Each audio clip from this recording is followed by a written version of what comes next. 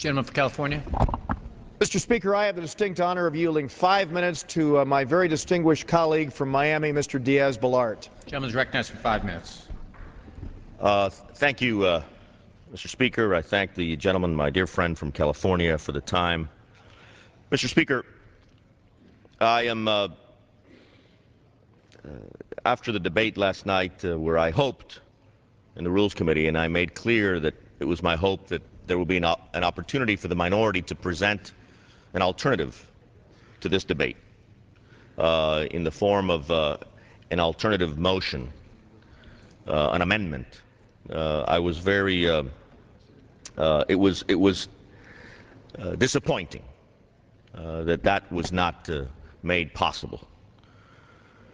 So now we are faced with a resolution before us that we cannot seek to amend with regard to that extraordinarily serious problem facing the United States of America, the crisis in Iraq.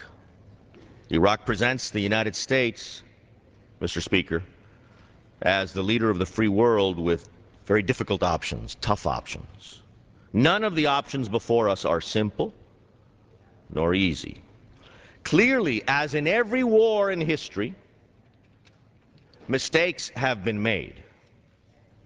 I believe, for example, that we should have learned the lessons from a neighbor of Iraq, from the creation in the 20th century of the Turkish state, the modern Turkish state, by Ataturk, the father of that state, where the ability of religious parties, for example, to insert themselves into the political process was significantly limited. I think we could have done things such as that. I admit, we all must admit that mistakes have been made. But, Mr. Speaker, as the Spanish philosopher Ortega y Gasset said, man is man plus his circumstances. And our circumstances in Iraq today constitute our options. What are our options? One option is partition. I do not believe that it is reasonable nor appropriate nor acceptable to very important realities in the region and factors in the region. I don't think that's a reasonable alternative. Another alternative is to withdraw before the situation is stabilized, before the democratically elected government in Iraq is stable. That is an option. I happen to believe that the resolution before us, in effect, says this is the beginning of withdrawal. That's what the resolution, in effect. Melt it down. The resolution states this is the beginning of withdrawal, despite the fact that the situation in Iraq by the democratically elected government has not been stabilized. So what would occur? What will occur if we withdraw prematurely? Ethnic cleansing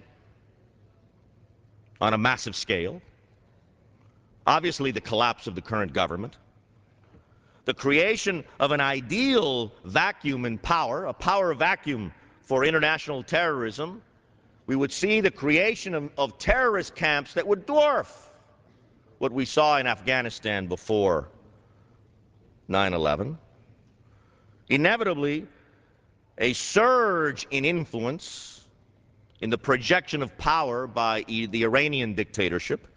That uncontrolled projection of power in its quest to acquire, by the way, a nuclear weapon, that uncontrolled projection of power by Iran may very possibly lead to a regional war, Mr. Speaker, because the reality of the matter is that that region of the world cannot permit the uncontrolled projection of power by the Iranian dictatorship.